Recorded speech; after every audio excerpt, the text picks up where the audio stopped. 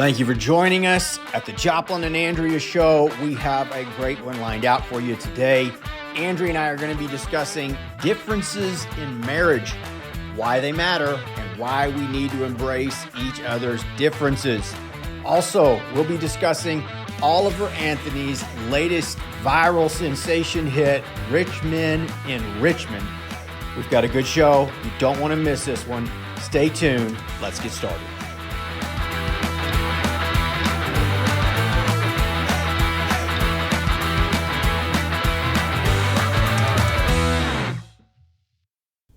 Welcome to the show today, everybody. We are super excited to be here with you, and we have a big lineup. Today, we are going to be talking about differences in marriage and why it's important to have them. Joplin kind of had a little clip for the whole world to see yesterday, so we're going to bring that one back up. We also have a cool story for you about the Villanueva family, and we are going to talk a little bit about Oliver Anthony's new hit song. So we have that and much more coming right up for you. Awesome. So welcome to the Joplin and Andrea show. This is the first time we've used that term. Guys, there's some new stuff going on. We're excited about it.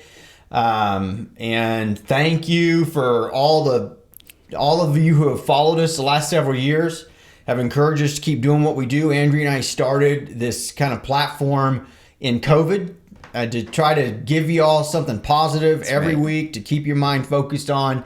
And we've just never stopped. And so we're taking the next step. We got a new YouTube channel. And anyways, we'll tell you a little bit more about that at the end of the show, but we're going to get right into the show. First thing we're talking about, embracing differences in marriage. Yeah. And so why are we talking about that today, Andrea? Well, in case you missed it, Joplin went live on Facebook yesterday while we were working, and he decided that he was going to show a little clip of what my space looks like working versus his. And keep in mind, I'm actually on a phone call with somebody that's serious, and I hear him whispering behind me and recording. And so speaking of differences, I probably wouldn't have also came in there and recorded while you were on the phone, because that wouldn't have been bad, but or wouldn't have been good, but you sure did. You popped in there and recorded on me and showed the whole world what my desk looked like. Yeah. So if you don't know, Andrea and I at the church, we work together and we share an office. So she's got her own desk, I got my own desk. And yesterday I just did a little video for people to see the difference of our worlds. They're kind of like two worlds, as if there was a line straight through the office that we share. And it's a small office. The office we share is like 8 feet wide by 11 feet wide, or it might even be 7 by 11. It's a tiny little thing, but we do have two desks in there. And I was just showing everybody how much stuff you have on your his version of versus my desk. And it was meant to be a fun little video. It sure was. It was fun. I thought it was fun. I mean, most people thought it was fun. Yeah. I wasn't. Oh, they did. We should maybe take a poll on that. I was not demeaning your desk or your side. I was just making it clear how different we are. Like I will go ahead and say too, different enough that like the whole office knows how different we are. So if there's actually an item that somebody wants to deliver that's not technically his or mine, it goes on my desk, because they know he's like, we're not sending anything on my desk. Nothing can be out of order. And so in all fairness, half of the video that was taken yesterday has stuff that's not even mine on my desk. You mean that skateboard wasn't yours? I mean the skateboard. I mean the entire huge ream of paper in the box that you requested. That's your paper, and it's on my desk. Okay, so the point of this discussion, though, is that, guys, you have to embrace differences in marriage. And when we were young, we really didn't. Like, I mean, when you're young, those things annoy you about each other, and they can become a source of contention. But you have to learn to embrace it and honestly be grateful and enjoy and celebrate the differences in each other. I think that's part of what, how we help complete each other, is that I'm good at certain things, she's not. She's good at certain things, I'm not. And we learn to have fun through it all. That's right. We learn how to have fun through it all. Would you say it's important, though, that we learn to just embrace the differences and not try to change each other? absolutely. That's why I don't say a word about the paper or the skateboard or anything else that has just been set on the desk that we share the responsibility of. I just have embraced it, and I help you conquer yours, and you help me conquer mine. There we go. So I had posted this on my personal Facebook page, and there were a bunch of comments, but this is one of my favorites. Somebody said about my desk versus yours, from Albert Einstein, if a cluttered desk is a sign of a cluttered mind, then what is an empty desk a sign of? But hey, what does Albert Einstein know? That's a good one. That was a pretty good one. That was a pretty solid burn. Yes. But in all seriousness, it is. And yes, I would say that at the beginning of marriage, it's really hard. You don't know each other like you do years later. And so it is hard to embrace sometimes the differences. And you do tend to get a little bit more annoyed by things that later in life you feel like maybe just aren't so important. So, yeah. Yep. Like what? And some of it doesn't. You got honestly, you got to have. You know, you got to have honest realization. Not everything matters. Yeah. Everything don't have to be a big deal. Yep. Yeah, and people work different. I've learned that from working with a lot of different people, that sometimes people, like to be organized. Sometimes people don't. Oh, my goodness. I get it. No. Totally. No, you're very organized. We have our different ways of organizing. That's a better way to say it. There we go. But sometimes people organize for differently. Redacting that. Huh? Yeah. Okay. All right, so we're going to move. We're going to move on. Guys, Probably the better. next thing that we're going to share with you is a really, it's a cool story. It's a heart-wrenching story. And we want you to know about it because we want to give you some insight into some of the stuff that we deal with that a lot of folks have no idea. So this family here is the Villanueva family. And here's a picture of the kids. There's actually a little baby that's not part of that picture. They've got a little brother as well. But this is a picture of the kids. Here's mom, Andrea with mom, and Yadani. So this family, we've known them for several years. About 3 years back, I was actually walking with the boys. And we went past a graveyard, and they said, they pointed to it, and they told me in Spanish that their dad was there. And, I was there 6 months earlier, and their dad was alive. And so I'm learning Spanish and several years ago, and I'm like, well, I'm pretty sure they just told me their dad's in there, but so I got somebody to confirm that, and sure enough, he had died. He died out there in the village. Don't even really know how. Where we work in this particular village, it's not uncommon for people to get sick and die out there because they just don't have access to get into town, or they try to tough it out. Resources, yeah. They get infections and just think it's a flu that's going to pass. But he died. Yeah. And so left this family, without a dad. And Andrea and I instantly just had a heart for these kids. And yeah, it was tough, actually. We had found that out, and then the very next time that we were there and looking into seeing what we could do, we actually were in contact with all of the kids, and you could tell that the aunt that lived down the street was having to raise them. The mom actually had no choice but to leave them and go get a job in the city because she just did not have funds to feed them. Yeah, she couldn't take care of them. Moved out of the house. Here's a picture of the house that this family of 6 was living in.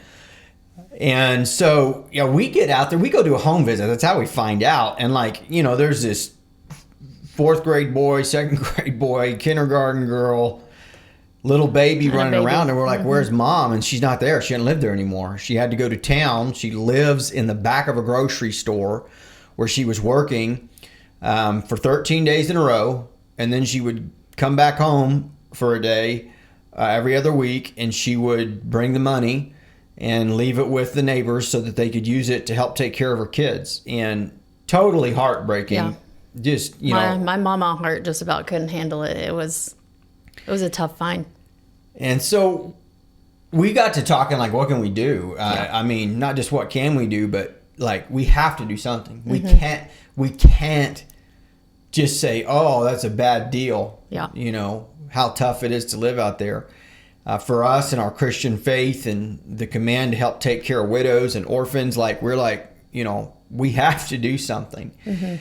And so we began talking. We've been talking with her. We began talking with people in her life that kind of help her with her kids, family. We began talking with our staff in Honduras. And rather than just like figuring out some way to just give them money so that she could come home and live with the kids, we wanted to try to create a way that she could be self-sustaining on her own. And she did too. Like, that was really important to her. She did not want us to just take care of her the rest of her life. Like, she wanted a way to survive. And so we came up with this idea to build a little store on the side of her house. This is that store going up. It's actually attached to the home. I mean, it's little, as you can see. I think the thing's like 8 feet wide, maybe 7 feet wide by about 12 feet deep. But it's going to be her little store. Mm-hmm. She's going to sell clothing and stuff out of it to the people up there in the village. Clothing for kids, clothing for guys that are, you know, working out there in the farm and the fields. There's a lot of farmers that live out there. Probably some work boots, sombreros for shade, that type of stuff. But we are helping build this. When I say we, I mean Extra Mile Missions, the organization that Andrea and I lead, have 100% funded this, and we're making this happen. And we're putting these walls up. We're getting the roof on it. We're going to try to help get her first set of supplies so that she can sell it, and she's going to be able to move back home. And then she's going to be able to provide for her own family right there out of her house. It's a pretty cool deal. Now, before I tell you why we're even sharing a story with you, we have one more story that we want to share. We were out there a couple months ago, and on this job site, something happened to Yadani, the little girl. Andrew, you want to tell us about that? Sure. Well, the same house project, we've accumulated a lot of materials that are out there at the house because we need them for building. And you talk about a God moment, had actually just went by to make sure the materials were delivered that morning to the kid, to the home. And when we did, Yadani always runs up. She always says hi. She's got a hug. She's going to follow you around. And she was gone. And so I'd ask about her, where she was at. And the aunt said, well, unfortunately, the big boards that you guys delivered fell on top of her foot this morning, and she is not well at all. She's a couple houses down in a bed. And so I said, okay, can we go see her? And so we went and saw her, and I'm telling you, thank God we did. This poor little girl had a foot that looked like it was about ready to pop, and it did not look good. She was crying. Again, there's no resources. There's no Tylenol even. There's no nothing. And so her foot was broken in 3 places. Mm-hmm.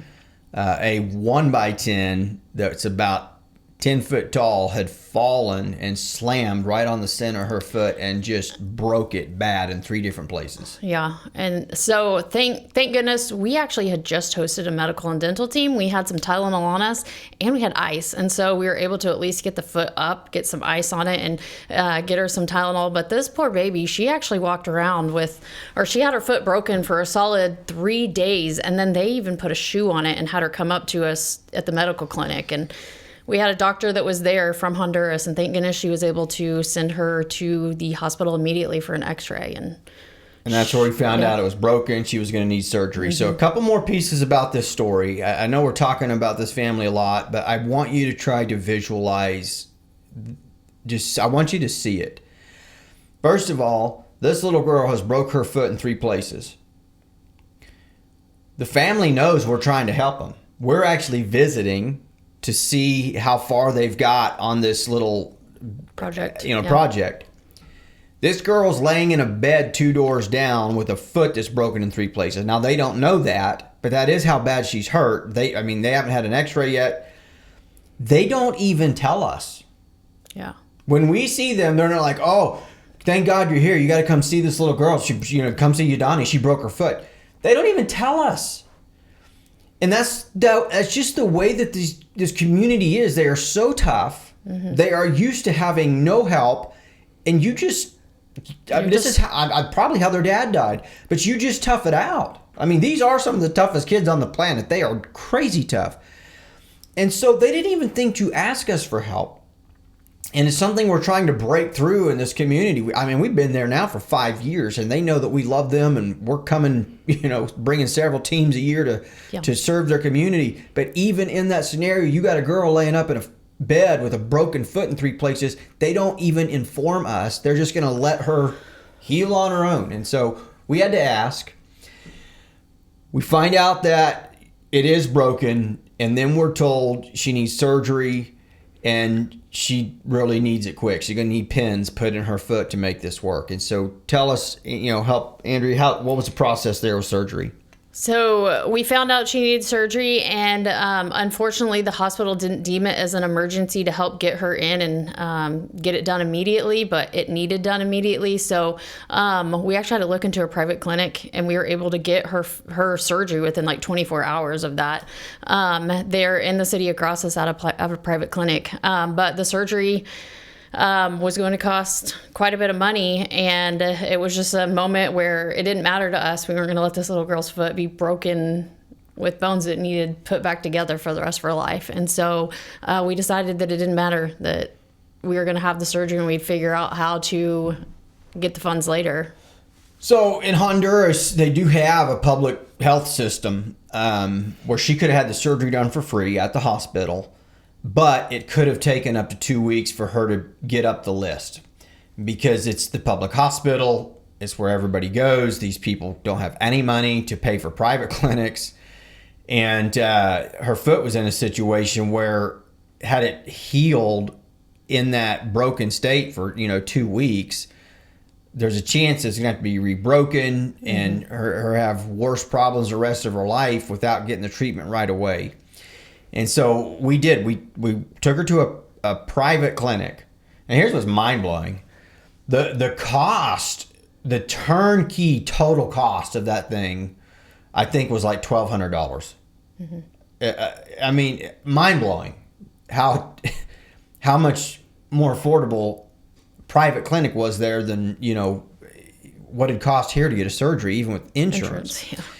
And so we made the decision to go ahead and have this surgery done for her. It was just done. She still has, at the recording of this show, she still has the pins in her foot. They get pulled out here in the next week. So, this is a recent story, folks. And I don't know if you're watching and you don't like seeing this stuff, but here's a picture of her foot. It's got the pins in it.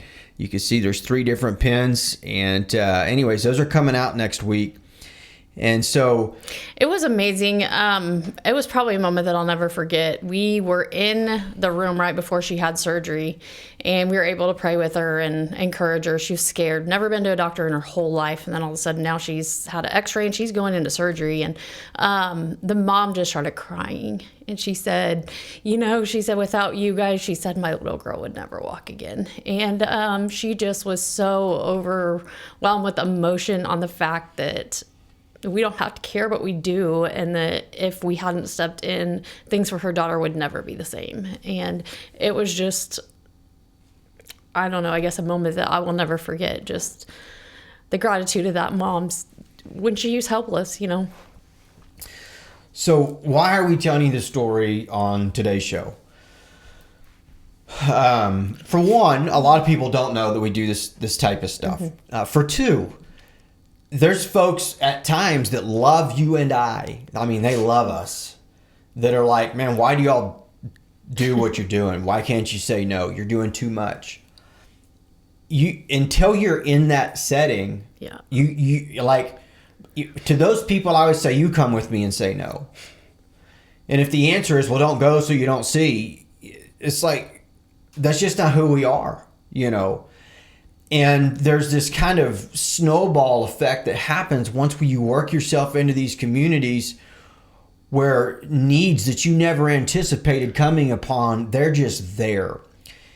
And in that moment, we didn't have the funding for this. I didn't know where it was going to come from. The fact is that we're spending more money than what we have coming in because the needs are greater. And our programs are generally funded by the child sponsorship fees that people pay to sponsor their kids. But it's $20 a month to sponsor a kid. That's $240 a year. That includes the food that they get every week. That includes the medicines, when they need medicines. That includes the medical and dental stuff that we provide for them each year. That includes the shipping of their backpack across seas. And so obviously there's just not that much margin in that for us to be able to operate. There's enough for us to do for each kid what we promised to do. But this type of stuff, helping a mom, put up a little store so that she can care for her family, covering surgeries for kids. Guys, we need your help to do this stuff. Andrea and I do not have some, secret fund where we're able to fund this stuff.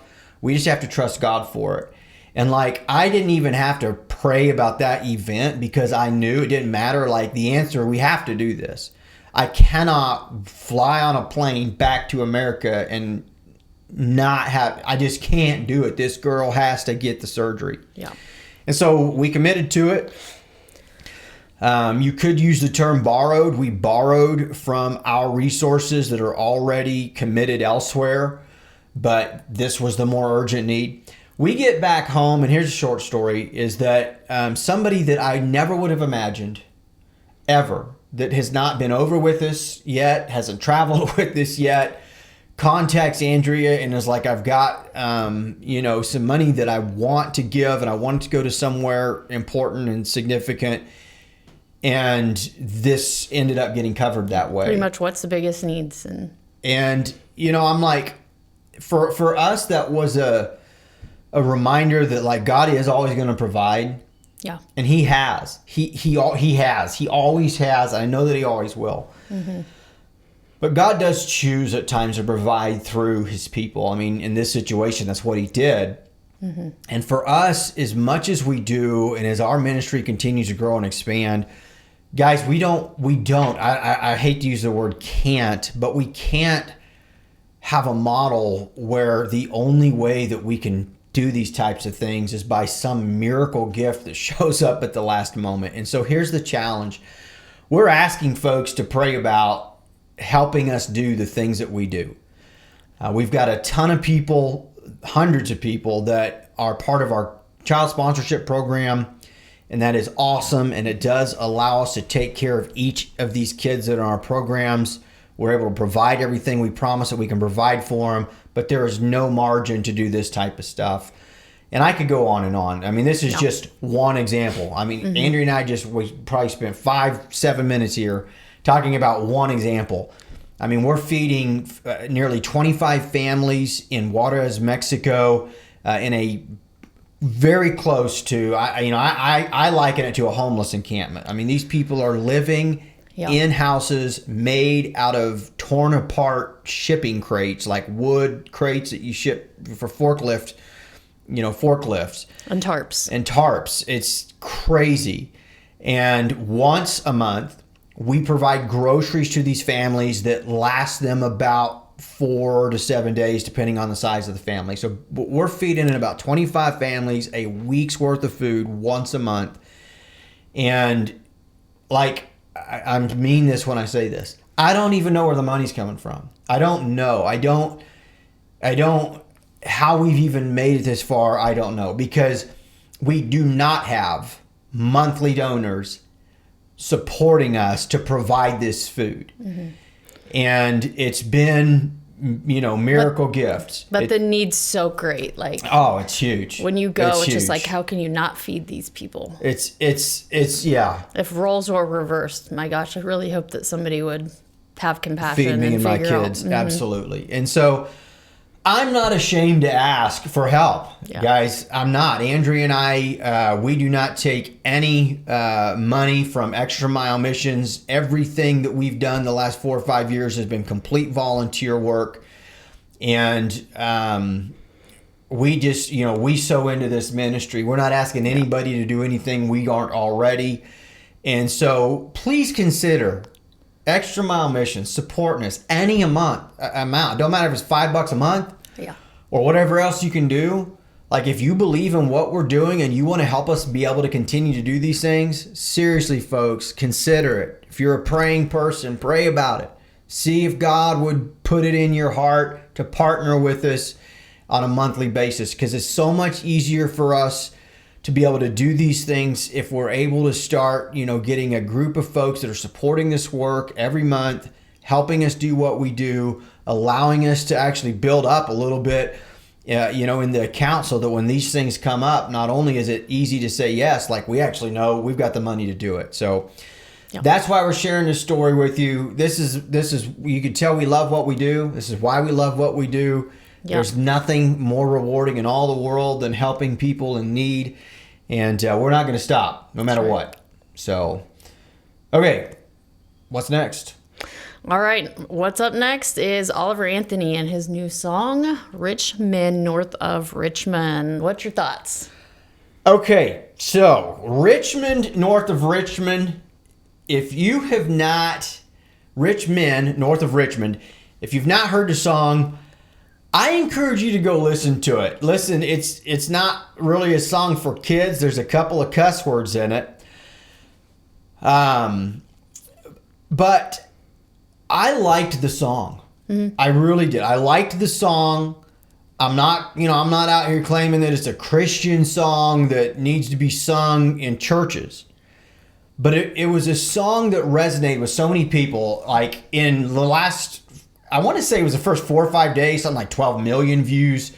In the last 2 weeks, it's had more than 30. I think it's closing in on 35 million views. Gosh. Yesterday, it started at the #1 spot above Taylor Swift music worldwide. It is the most famous song in the world right now. Yeah.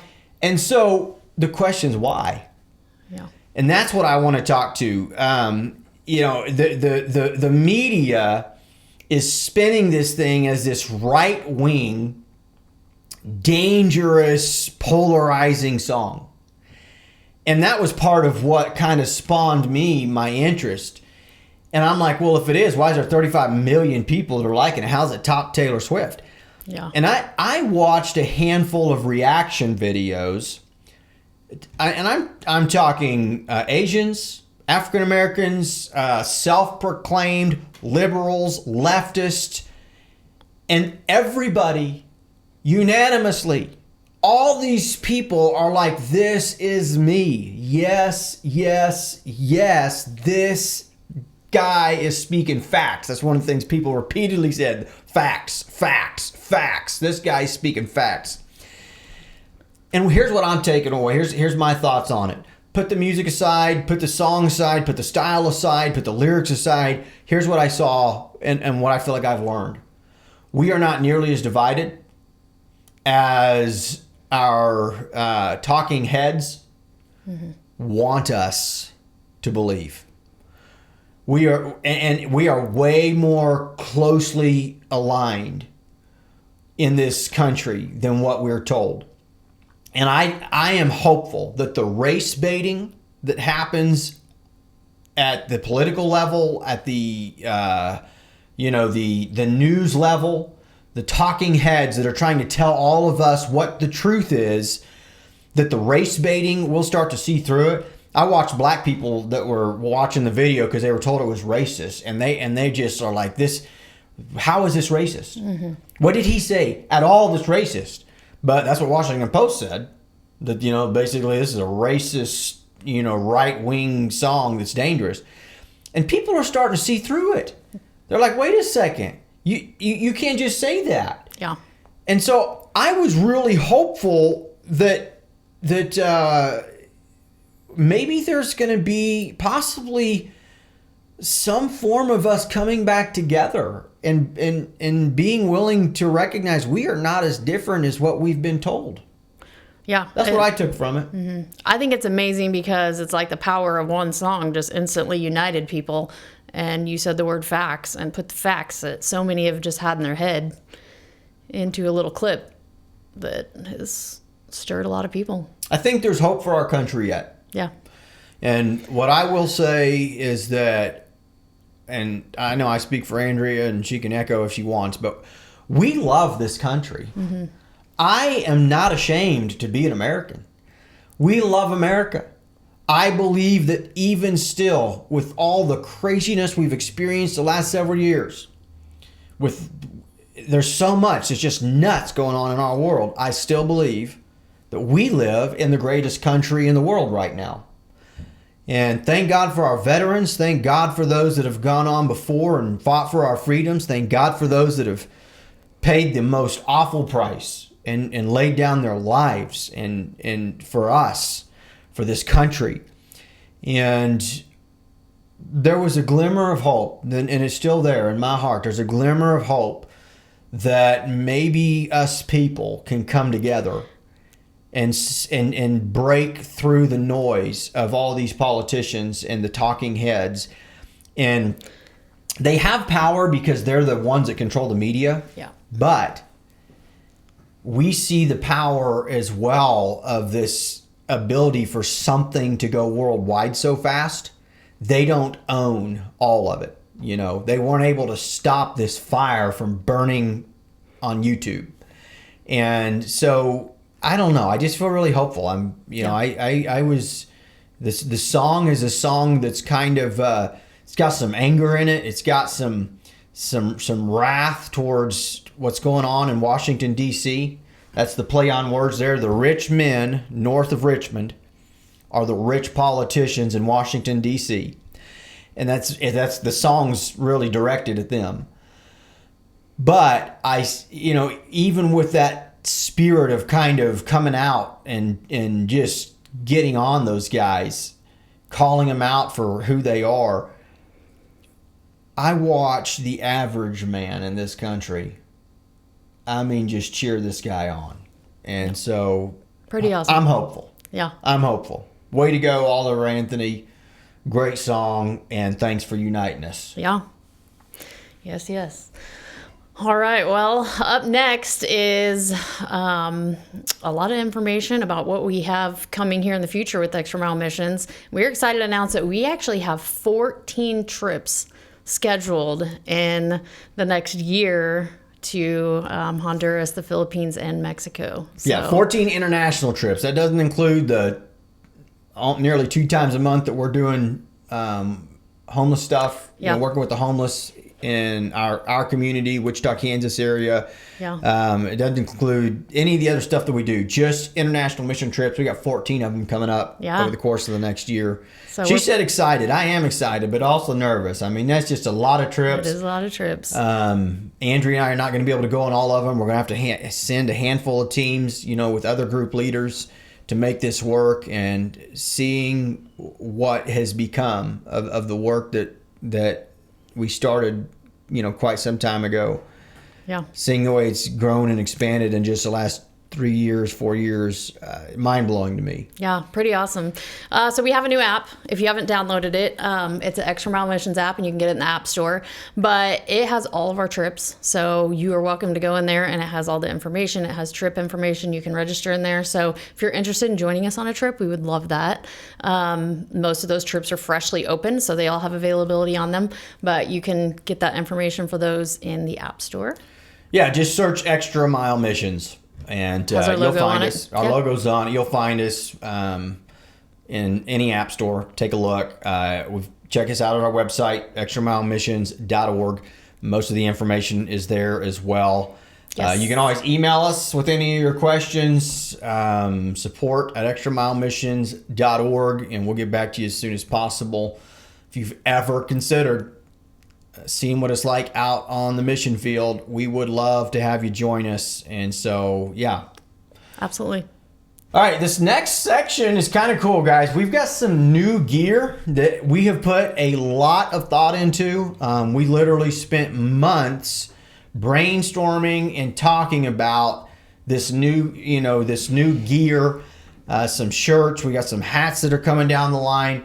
But let me tell you a little bit about the gear and why it's different and what our goal was.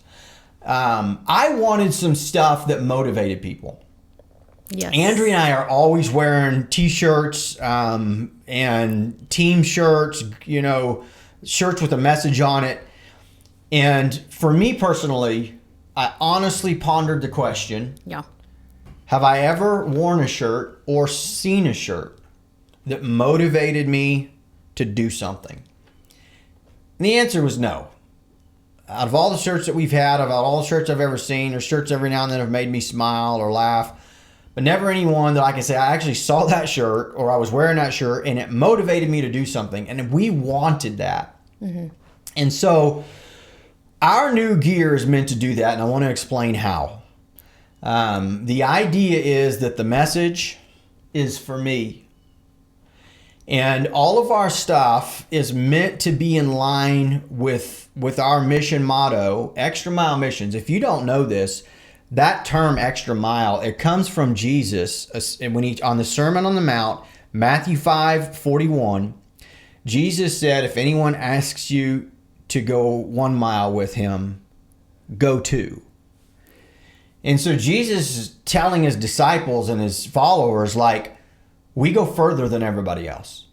We don't just stop where we've been asked. Yeah. We're going to go the extra mile that most people don't. And so that's where we get our name from. It is our heartbeat, and we want to encourage people to do the same thing. And so we wanted all of our gear to communicate that. And here's how we did it. So first of all, our slogans all say that same thing. Like, I'm wearing our Extra Mile main shirt. It's just 1 more mile. See, I know what that means.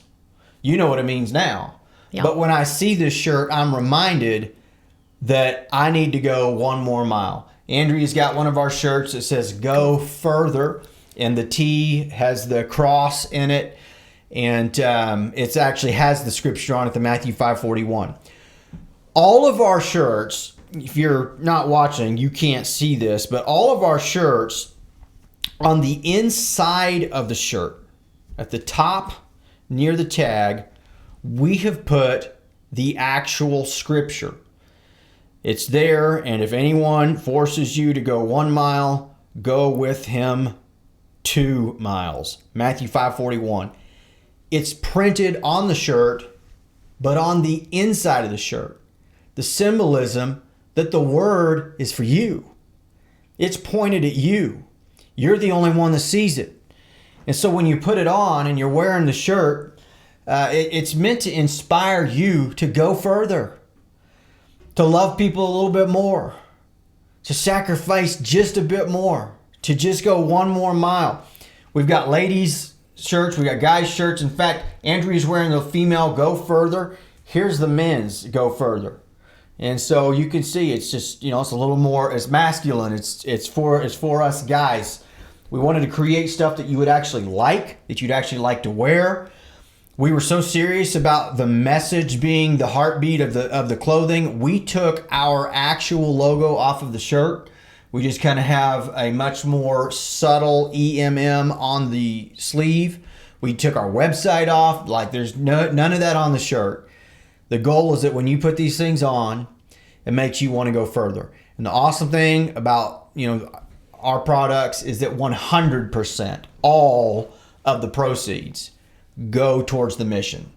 And so you can get some cool gear and know that all of the profits from shirt sales, product sales, all of it, it goes to support the mission. Yep, goes back to help. So you can see all the other stuff. We've got like 6 options for guys, or 3 different shirts, each in 2 different colors, 6 for the ladies. So take a look, extramilemissions.org. You can also find the stuff on our app as well. Yep, you can order them right on there. And hopefully you like the gear. Support the mission. Yeah. It's fun. It is fun. New gear. It's fun. I like our gear. Like, I like wearing it. Yeah. I wanted to create something that I truly, like, I would want to wear. I wouldn't feel obligated to wear, because it's my, our ministry, but that I liked it. And I like our stuff. I'm really happy with how it turned out. Me too. Okay. All right, guys, don't forget, to like, follow, share, subscribe, whether you're a YouTuber, Facebooker, whatever it is. Maybe you're all of it. Maybe you're all of it. Like us on all the platforms. Share us with your friends and family. Help us get the message out. Yep. Well, thanks for tuning in with us today, and we hope that you have a fabulous weekend. That is it for us today. Remember that you cannot change the whole world, but you might just be able to change the world for somebody who needs you to go the extra mile with them today. Until next time, God bless.